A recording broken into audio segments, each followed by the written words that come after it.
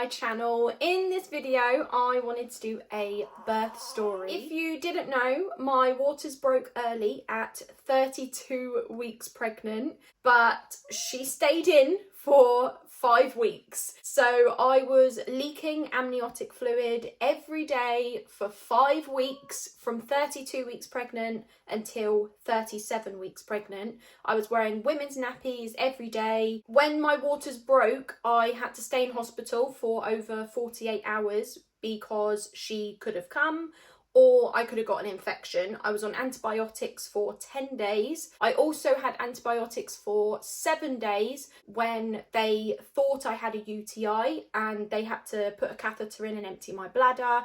Turned out I didn't have a UTI. She didn't come, I didn't get an infection. She stayed in for 5 weeks, which was a good thing because her lungs still needed time to fully develop. I did have 2 steroid injections in my thigh just to try and get her lungs to fully develop quicker. And they told me that she would have to be born at 37 weeks because at that point, there was no need for her to be inside anymore, and the risk for her staying in actually outweighed the risk of her coming out. And 37 weeks is considered full term anyway. I had already gone for an elective C-section. That is what I had requested. The planned C-section was booked in at 37 weeks pregnant, and that was Wednesday the 14th of May, and that is the day that she was born. This is our baby girl Freya. So the C-section was booked in for Wednesday the 14th of May. However, we actually went into the hospital the day before, so Tuesday the 13th of May, and that is because I started bleeding. It was about 1:30 in the afternoon and I went into the bathroom to go for a wee. I was wearing a women's nappy because obviously I was leaking amniotic fluid, and I noticed a pink tinge. And for the whole 5 weeks, the fluid in the nappy had always been like a yellowy colour, which is normal. But there was this pink tinge and I immediately panicked. I called James crying because bleeding isn't a good thing. So I called the hospital and they were like, look, it's not blood. It's not a blood red colour. It's just a pink tinge. We don't think you need to come in. And then literally like 45 minutes later, I stood up to take the clothes off of the airer because they were dry and I wanted to fold the wash in, put it away.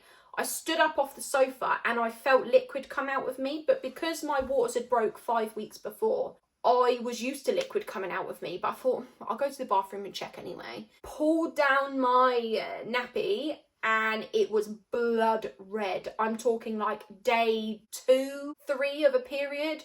I was like, oh my goodness. And I took pictures to show them at the hospital. I called them back and they told me that I needed to come into the hospital. But I knew that James was going to be home from work in about half an hour. And I said to them, can I wait for him to come home and then he can bring me in? They were like, yeah, that's absolutely fine. But if it gets worse, then I would need to call an ambulance. Thankfully that didn't happen because I didn't want to go by ambulance. I called James and told him that he needed to come home, but he was like, I've already finished work, I'll be home in half an hour. Perfect. Half an hour later, so at like 3:45 in the afternoon, James got home from work, he got out of his work uniform, had a very quick 10-15 minute shower. I had already put all of our hospital bags by the door, like whilst I was waiting for him to come home. So all we needed to do was just grab them and put them in the car. And we left home at 4:15 in the afternoon, which was an hour after the hospital had told me to come in. Took us like half an hour to get to the hospital.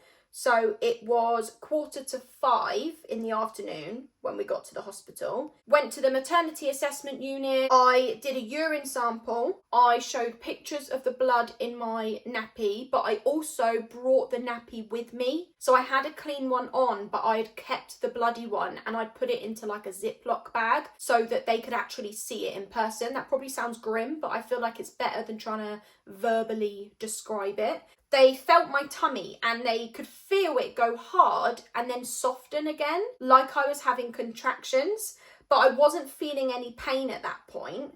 They did all the normal obs like blood pressure, blood test, temperature, just the normal observations that they usually do. They then put a monitor on me so that they could listen to baby's heartbeat, and that was absolutely normal. She was moving as normal, she was happy. So they told us to wait in the waiting area for another midwife. We got called through at 6:15 in the evening. So this was like 1 hour, 1.5 hours since we'd got to the hospital. And this time they wanted to monitor the baby again. And when the paper was printing out of the machine showing all of the heart rate, it also showed that I was having contractions, but I wasn't feeling them yet. But that didn't last long, because probably like half an hour later, I started feeling them. Honestly, a dull ache. It was literally like saying, oh, I think my period might be coming. It is just that ache. That is all I felt. They kept the monitor on me so that they could check her heart rate and they could see all of my contractions, and my pulse was responding to the contractions. They could see it on the paper that was printing. They kept me there for an hour. An hour. 7:15 in the evening, another doctor came in and put a speculum into my vagina. So if you've ever had a smear test, it's what they put in your vagina and then open it up. They did that, could see the pink fluid, so kind of bloody fluid. And they were like, your cervix is completely closed though. You're not dilating at all, which was great because the C-section was booked in the next day and I did not want to have a vaginal birth. And they said that I would need to be admitted overnight. They also decided to do the pre-op, ready for the surgery the following day. Anyway, 7:15 in the evening, the doctor had come in, had said that I'd be admitted overnight, and they were like, just go to the waiting area. We'll let you know when upstairs have a bed for you. There was not a bed ready until 9 o'clock in the evening. We were sat in the waiting area for 1 hour and 45 minutes. We went to the M&S shop so that I could get something to drink and something to eat, because I knew at some point I wasn't going to be allowed to drink or eat anymore until after the C-section the next day. 9 o'clock in the evening comes around. They tell me that there is a bed ready for me upstairs. We go upstairs, James brings the hospital bags up so that I don't have to carry them, and then he left to go home because our dog Poppy was here. When he left at 9:15 in the evening, I was unpacking my hospital bags and realised I didn't have my phone charger. And my phone battery was at like 20%. And I'm thinking, I need my phone for the pictures tomorrow. Luckily, there were a few other women in the bay with me, so I wasn't the only one in there. And they heard me and were like, we've got a phone charger. None of their chargers fit my phone. Luckily, there was a nurse on the ward who had the same phone as me, and her charger fit my phone, obviously. So anyway, 10:30 in the evening, midwives come in and they listen to baby's heartbeat. They do my observations again. Everything is still normal. An hour later, 11:30 in the evening, I was allowed to have my last drink and my last food, and then I wouldn't be allowed anything else until after the C-section the following day. So I literally just had a couple of Go-Ahead yogurt bars and a bottle of orange Lucozade Sport. And then at midnight, I fell asleep, but I woke up every hour for a wee because that's how my bladder had been throughout the pregnancy. So now let's move on to the following day, Wednesday, the 14th of May, our baby girl Freya's birthday. 2:30 in the morning, I had somebody come and check my pulse and my temperature. 6 o'clock in the morning, somebody came in, did my observations again and listened to baby's heartbeat again. Everything's still normal. 7:45 in the morning, I had paracetamol and codeine because I was still feeling those pains, but they were getting a little worse. At 8:30 in the morning, I had a couple of midwives come to say that I needed to take anti-sickness medication ready for the C-section, which I did. They gave me a gown, and then they took me down to the labour and delivery ward where I got a bed. They did observations again. I had to sign a consent form. They went through all of the risks and side effects with me. I had to take out my piercings. My belly bar was already out, but I needed to take out my tongue and my septum piercing as well. I had to get a nappy for baby girl and a hat ready. James had a gown and what looks like white welly boots that he had to wear, and I'm pretty sure he had a hat as well that he had to wear too. And they told us that we were third in the queue and that surgery was going to be around lunchtime. Guys, 1:45 in the afternoon, 12:45 p.m, we were taken to theatre and I had not eaten for over 12 hours. I was so hungry, my tummy was growling. You know when you're at the point where you're like sicky hungry? Oh my goodness. I was like, I need a McDonald's. I love McDonald's. Anyway, we were taken through to theatre at 12:45 p.m. and she was born at 1:21 p.m. So from being taken into theatre, into the room where the C-section was going to be done, to her being born and lifted out of me, 36 minutes. Very, very quick. We were taken into theatre and the room just had this bed in the middle. I don't even know how to explain what it was like walking into that room. I was sat on the edge of the bed, hunched over a pillow, and they told me to keep my head down, look down. But then nothing was happening, so I kept lifting my head back up. They were like, no, look down.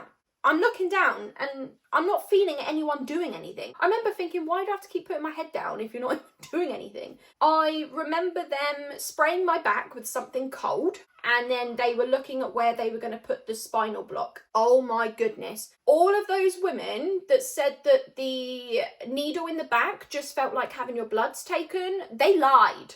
They either lied or they have like no pain threshold whatsoever, because I'm fine with needles. I don't care if you've got to take my bloods. I do not care.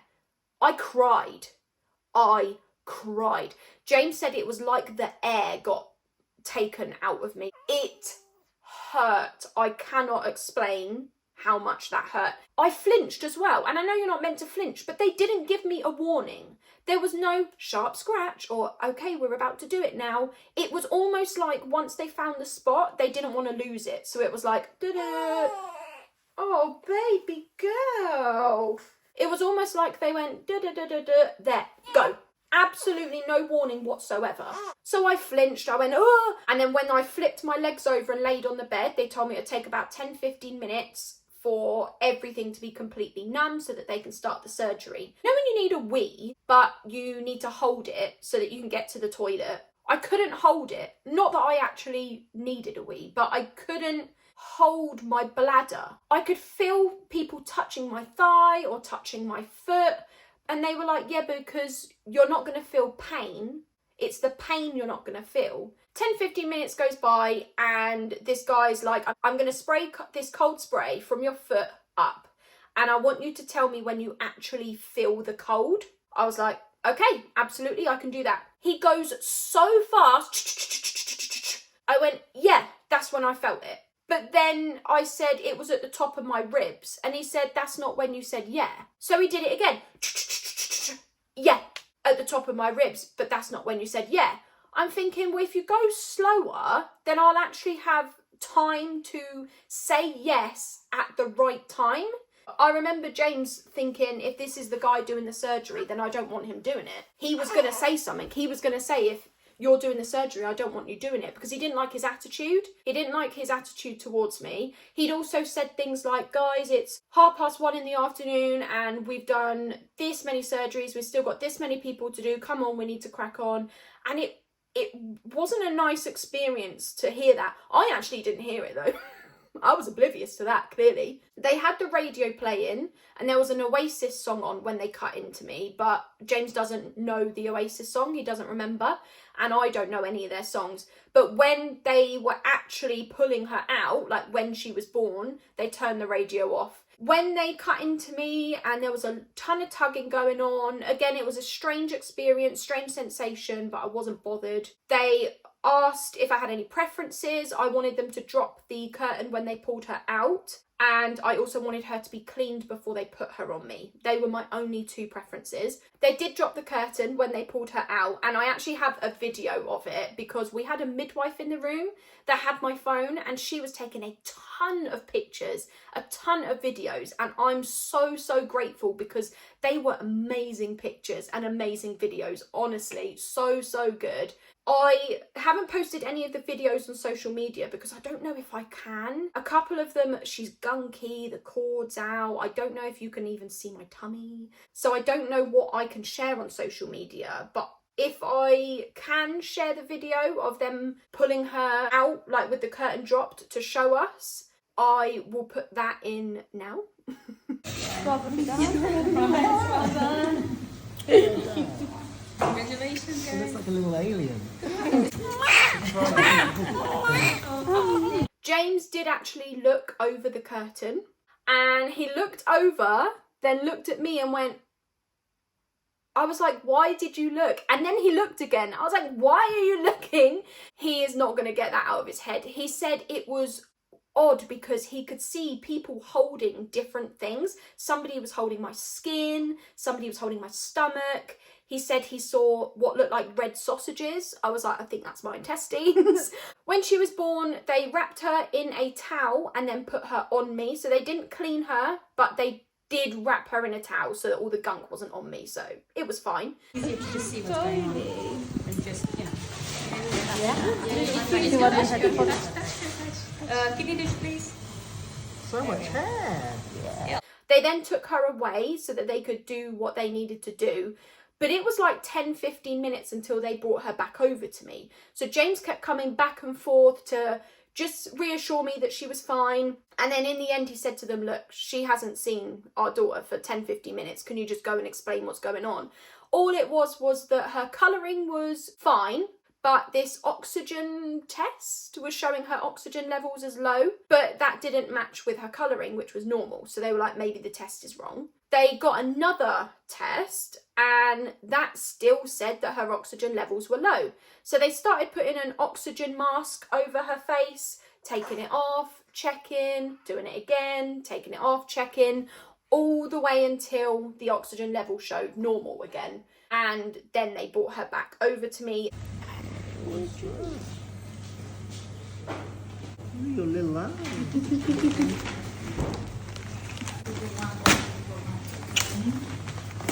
James did cut the cord. He said that all this gunk came out and squirted all over him, which was gross. She was born at 1:21 p.m. She weighed 5 pounds 13 ounces. And they didn't measure her length. Apparently they don't do that anymore because it's hard to get an accurate measurement when they're always scrunched up and moving. When they were doing things inside my tummy, they were like, you're going to feel a massive tug either side now. And honestly, it was like somebody had dough one side of my body and they were stretching and pulling it over to the other side. That is the only way I can think of describing it.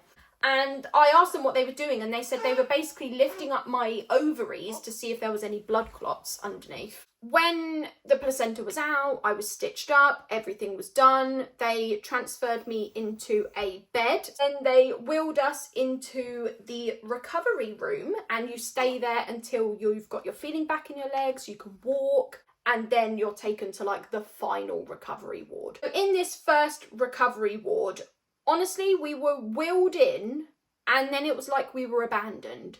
I remember us just laying there looking at each other thinking, we've just gone through what we've just gone through. Our baby, this tiny human being, is there. She's not dressed yet. We don't know when we're supposed to give her her first feed.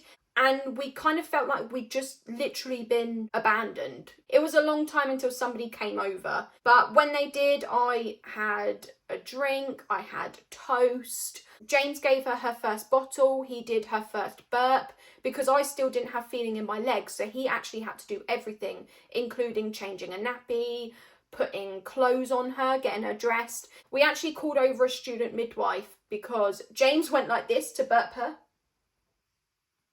I was like, James, you need to go harder than that. We had to call over a student midwife to basically show James how to feed her a bottle properly, how to burp her properly. It was about 5:30 in the afternoon when I got the feeling back in my legs. So it was probably like 4.5 hours after that I got my feeling back in my legs. I was also able to walk across the room and back. The catheter, they told me, had to stay in for 12 hours, so that wasn't going to be removed until the following day. At around 10 o'clock in the evening, and I'm about to get like deep with you right now, I was feeling very worried about my feelings and emotions because after she was born, James just wanted to hold her all the time. He was feeding her, burping her, changing her nappy, getting her dressed. He wanted to hold her all the time. Even when she was asleep, he just wanted to pick her up and just have her close to him on his chest. But I didn't feel like that. I was happy with her being in her little hospital cot next to me. I didn't have that feeling that I just wanted to hold her all the time. And I started saying to James, like, should I be feeling more maternal? Should I be feeling more like I want to do what you're doing? But then we spoke to one of the midwives and she was like, look, you have just had surgery. You have just been cut open through a ton of layers. Your partner has seen somebody hold your stomach and your skin. You've had this tiny human being pulled out of you, and with everything that had happened for those last 5 weeks, she's like, you've been through so much. You can't expect to just instantly have this connection and this maternal bond. And the midwife was like, I think you're expecting too much from yourself. Honestly, the next day, everything was normal. I wanted to hold her. I wanted to have skin on skin. I wanted to do all the things. When I went up to the final recovery ward, which I was going to be at for that night until being discharged the following day, there was nobody else in the room. All of the other beds were empty, so I had it all to myself. And I basically just went to sleep. She was perfect for that first night, which I think newborn babies always are perfect the first night. I think they always say, don't be fooled, because day 2. That's true. She was absolutely fine. She had a portable sound machine. She didn't want to be swaddled. And even to this day, she does not like being swaddled. She literally will just have a cellular blanket, those breathable blankets. She has one of those over her. Sometimes she even kicks it off. She doesn't even want that. She just wants nothing. The next day was frustrating because it was the day that we were going to be discharged. They took my bloods in the morning, and at 4 o'clock in the afternoon, they told me the lab had lost the bloods. And I remember thinking, why is it taking you 10 hours to tell me that? So they did my bloods again. They removed the catheter at 6 o'clock in the morning, and they told me that they would have to measure my first wee in a bedpan, this cardboard thing. I did a wee, and they measured 200 mil.